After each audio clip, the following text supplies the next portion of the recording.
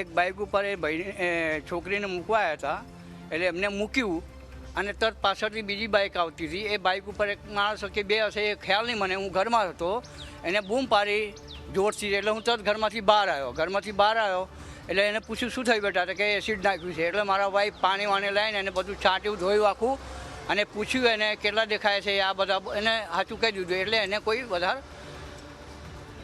આખો એ તો તરત જ વચ્ચે હું ઘરમાંથી બહાર આવ્યો એટલે એને તો મારે ટ્રીટમેન્ટ, એને છોકરીને જોવું ને એ ભાઈ કઈ બાજુ ભાગ્યા, આમ અહીંથી ભાગી ગયા, આમ પેલી બાજુ. અમે પાણી નાખી અને એને ધોયું, ઠંડુ પાણીથી આંખ વખ ધોયું, બરાબર કમ્પ્લીટ થઈ ગઈ છે. 27 માર્ચના રોજ એક બનાવની અમને મેસેજ મળેલો કે નવા નરોડા વિસ્તારમાં એક યુવતી ઉપર જ્વલનશીલ પદાર્થ ફેંકવામાં આવેલ છે.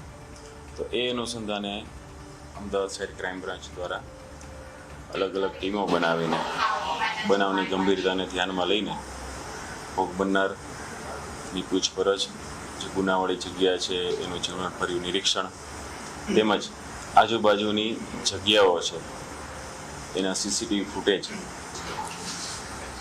આ દરમિયાન પોલીસને જરૂરી માહિતી એકત્રિત કર્યા બાદ પોલીસને એવી આધારભૂત કેટલીક માહિતીઓ પ્રાપ્ત થયેલ, જે આધારે અમે એક સંદિગ્ધ જેને રાઉન્ડ અપ કરેલ છે કે જેનું નામ છે